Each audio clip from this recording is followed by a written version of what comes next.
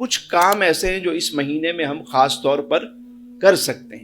جیسے مثال کے طور پہ صبح فجر میں آپ اٹھتے ہیں نماز کے لیے، سحری کے لیے، تو 2 رکعت نماز تہجد یا 4 رکعت نماز تہجد اٹھ کر سب سے پہلے پڑھ لیں، اور اس کے بعد آپ سحری کر لیں.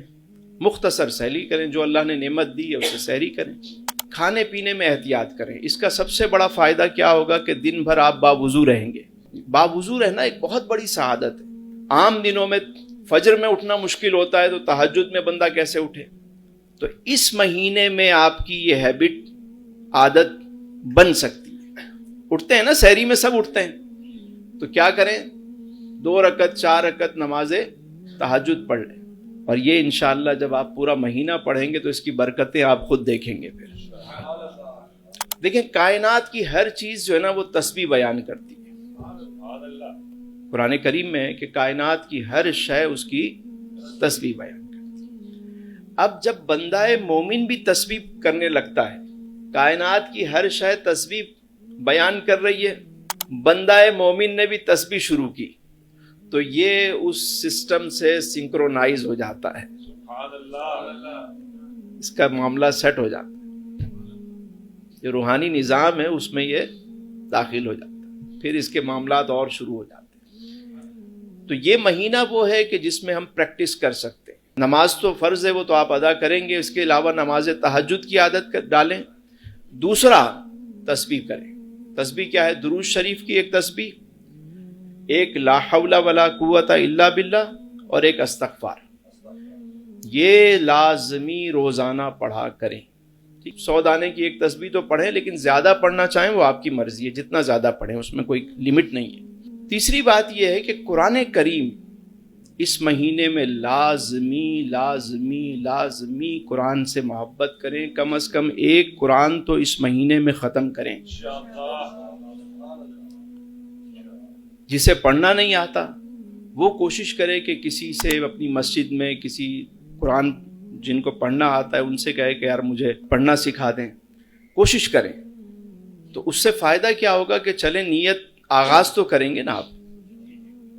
اور جن کو پڑھنا آتا ہے، جو کافی دن ہو گئے قرآن نہیں کھولتے، یہ مہینہ نزول قرآن کا مہینہ ہے. اور پھر میرے آقا کریم علیہ السلام اس مہینے میں جبریل امین کے ساتھ قرآن کا دور فرماتے تھے. یعنی قرآن کبھی حضور سنا رہے ہیں، کبھی جبریل سن رہے ہیں، کبھی حضور سنا رہے ہیں، کبھی جبریل تو قرآن کریم کا ایک ختم جو ہے وہ ضرور کریں. ترجمے سے پڑھیں، تفسیر سے پڑھیں، لازمی. قرآن ایک ایسی کتاب ہے کہ اگر کسی کو خالق سے کی کتاب سے محبت ہو جائے تو پھر مخلوق کی کتابیں اسے مزہ نہیں دیتی. علامہ اقبال علیہ رحمہ نے اپنی زندگی کے آخری ایام میں ساری کتابیں دے دی، صرف ایک کتاب ان کے پاس تھی، اور وہ کتاب تھی قرآن کریم. اور اس میں بھی بعض صفحات ایسے تھے کہ سیاہی مٹ چکی تھی، وہ روتے رہتے تھے اور آنسو گرتے رہتے تھے، اس سے سیاہی مٹی ہوئی تھی. خالق کی کتاب سے محبت جو کرے گا نا اس کی زندگی سنور جائے. جس کے سینے میں قرآن ہو، اللہ اللہ اللہ اللہ، تو قرآن کریم سے لازم. آپ تراویح میں بھی سنیں، لیکن الگ سے بھی قرآن لے کر آپ ضرور بیٹھیں اور اسے پڑھیں.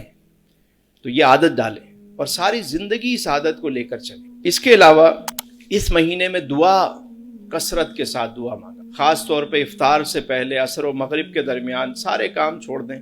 اگر کوئی خاص مصروفیت نہیں ہے تو، اور اگر سفر میں ہیں، ٹریولنگ کر رہے ہیں، آپ آ رہے ہیں آفس سے، تو دعا مانگتے ہوئے، ذکر کرتے ہوئے گھر پہنچیں.